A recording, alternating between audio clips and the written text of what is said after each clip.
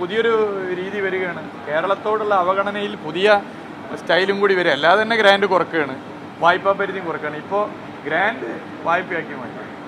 അപ്പോൾ എങ്ങനെയൊക്കെ കേരളത്തെ സാമ്പത്തികമായി ഉപദ്രവിക്കാമെന്നുള്ളതിന് ഗവേഷണം നടത്തുകയാണ് കേന്ദ്ര സർക്കാർ എന്നുള്ളതിൻ്റെ പുതിയ ഉദാഹരണമാണ് ഇപ്പോൾ നമ്മൾ ഈ വിഷയമായിട്ട് ബന്ധപ്പെട്ട് കാണാൻ വേണ്ടി പറ്റുന്നത്. ഇതിലെല്ലാവരും ഒന്നിക്കണം. ഇതിൽ രാഷ്ട്രീയം കാണാൻ പാടില്ല. ഇത് കേരളത്തോടുള്ള അവഗണനയാണ്. ഇതിൽ എല്ലാവരും ഒന്നിക്കണം. BJP ഒന്നിക്കാത്തത് മനസ്സിലാക്കാം, കാരണം BJP ആണ് കേന്ദ്രത്തിൽ ഭരണം നടത്തുന്നത്. എന്നാൽ കോൺഗ്രസിനും മുസ്ലിം ലീഗിനും എന്തായാലും ഒന്നിച്ച പ്രശ്നം? കോൺഗ്രസ് മുസ്ലിം ലീഗിൽ ഇത് കേന്ദ്ര ഗവൺമെൻറ് കൂടെ നിൽക്കുന്നത് ശരിയാണോ? അതാ വെട്ടിക്കുറച്ചു വന്ന സന്തോഷത്തോടെ ലഡു വിതരണം ചെയ്യുന്ന ഏർപ്പാട് പോലെ കോൺഗ്രസും മുസ്ലിം ലീഗും നിലകൊള്ളുന്നത് ശരിയാണോ? കേരളത്തോടല്ലേ അവഗണന? അതിൽ ആഹ്ലാദ നൃത്തം ചവിട്ടേണ്ടവരാണോ കോൺഗ്രസും മുസ്ലിം ലീഗും UDF-ഉം? ഇത് കേരളത്തിലെ ജനങ്ങൾ പരിശോധിക്കേണ്ട കാര്യം. എല്ലാവരും ഒന്നിക്കേണ്ട പ്രശ്നമാണ്. ഇതിലും എന്തെങ്കിലും ഒരു നിലപാട് സ്വീകരിക്കാൻ ബന്ധപ്പെട്ടവർ തയ്യാറാവുന്നുണ്ടോ? ഇത് നമ്മുടെ സംസ്ഥാനത്തെ ബാധിക്കുന്ന പ്രശ്നമല്ലേ?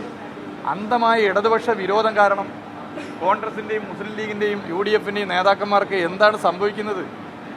എങ്ങനെയെങ്കിലും ഇനി അധികാരത്തിൽ വരണം, അതിന് ഇടതുപക്ഷത്തെ തകർക്കണം. അതുകൊണ്ട് ഗ്രാൻഡ് ഇനി കാലണ കൊടുത്തില്ലെങ്കിലും ഞങ്ങൾ കേന്ദ്ര സർക്കാരിൻ്റെ കൂടെയാണ് എന്ന് തോന്നുന്ന നിലയിലുള്ള നിലപാട് സ്വീകരിക്കുന്നത് എവിടേക്ക് പാർട്ടി എത്തിക്കും?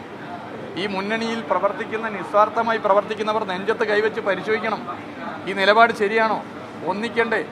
എല്ലാവരും ഒന്നിക്കണ്ടേ? ഇതിൽ നമ്മളെല്ലാവരും ഒന്നിച്ചല്ലേ നിലപാട് സ്വീകരിക്കേണ്ടത്. അതുകൊണ്ട് ഈ വിഷയത്തെ ആത്മാർത്ഥമായി കാണാൻ, കേരളത്തിലെ ഈ ഒരു അവസ്ഥക്ക് പരിഹാരം കാണാൻ എല്ലാവരും ഒന്നിക്കണമെന്നുള്ള നിലപാട് മനസ്സിലാക്കി കേന്ദ്ര സർക്കാരിൻ്റെ ഈ സമീപനത്തിനെതിരെ UDF-ൻ്റെ നേതാക്കന്മാർ ഇനി പരസ്യമായി പറയാൻ അധികാരം ഭാവിയിൽ കിട്ടില്ല എന്നുള്ള ഭയമോ അല്ലെങ്കിൽ ഇടതുപക്ഷ വിരുദ്ധതയോ കാരണം പരസ്യമായി പറയാനുള്ള മടിയുണ്ടെങ്കിൽ ഒറ്റക്കൊരു മുറിയിൽ പോയി വാതിലടച്ചെങ്കിലും ഒന്ന് ഉറക്കനെ പറയണം, കേന്ദ്ര സർക്കാർ ചെയ്തത് തെറ്റാണ്. അങ്ങനെ പറയാനെങ്കിലും UDF നേതാക്കന്മാർ തയ്യാറാകണം.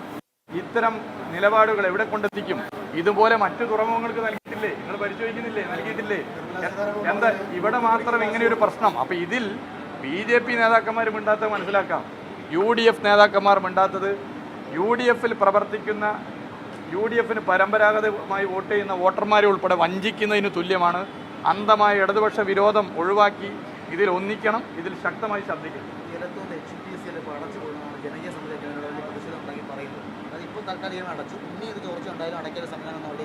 അത് കളക്ടർ ഉൾപ്പെടെ എല്ലാവരും പരിശോധിച്ച് പറയേണ്ട കാര്യങ്ങളാണ്.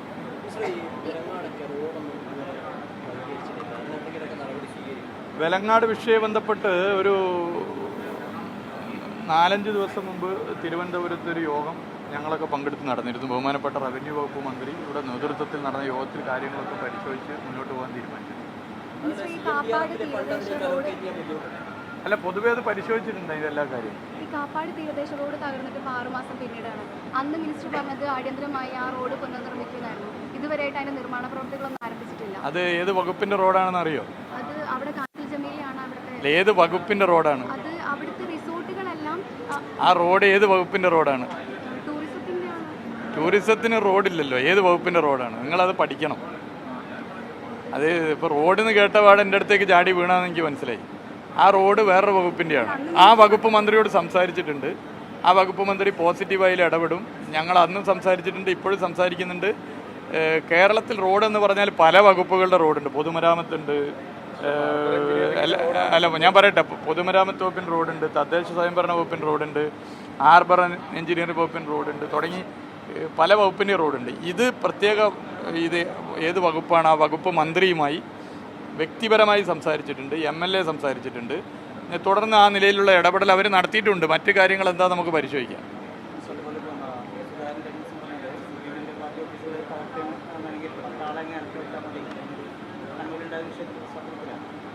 അല്ല, KPCC പ്രസിഡന്റ് ഇങ്ങനെ പറഞ്ഞുകൊണ്ടേയിരിക്കുകയാണ്. ഒരു ഭാഗത്ത് കേന്ദ്ര സർക്കാർ ഗ്രാൻഡ് ഉൾപ്പെടെ അനുവദിക്കില്ല എന്ന് പറഞ്ഞ് വെടിപൊട്ടിക്കുമ്പോൾ ഇപ്പുറത്ത് ഇടതുപക്ഷ പ്രസ്ഥാനത്തെ ആകെ തകർക്കുമെന്ന് പറഞ്ഞ് KPCC പ്രസിഡന്റ് വെടിപൊട്ടിച്ചുകൊണ്ടിരിക്കുക. രണ്ട് കൂട്ടരും രണ്ട് സ്റ്റൈലിൽ വെടിപൊട്ടിക്കുകയാണ്.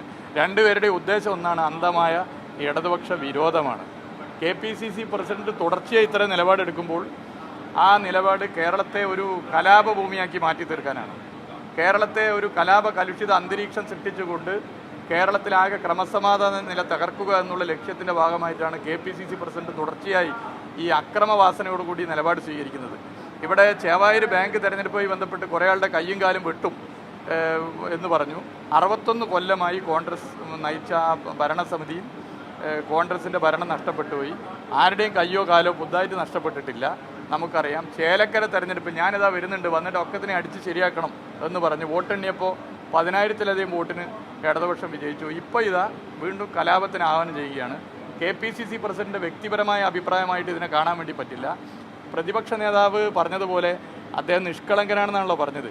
അദ്ദേഹം എടുത്തൊരു തീരുമാനം നിഷ്കളങ്കമായി പരസ്യമായിട്ടേ പറയുന്നുള്ളൂ. ആ തീരുമാനമെടുക്കാൻ, കേരളം കലാപഭൂമിയാക്കാനുള്ള തീരുമാനമെടുക്കാൻ KPCC പ്രസിഡന്റ് മാത്രമല്ല ഉള്ളത്.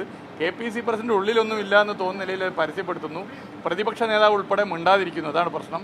ഇവരെല്ലാവരും കൂടി തീരുമാനിച്ചത് കേരളത്തെ കലാപഭൂമിയാക്കി മാറ്റാനാണ്, കേരളത്തിൽ അക്രമം ഉണ്ടാക്കുക, കലാപം ഉണ്ടാക്കുക എന്നുള്ള നിലപാട് സ്വീകരിക്കാനാണ്. അതിൻ്റെ ഭാഗമാണ് KPCC പ്രസിഡന്റ് പ്രസ്താവന.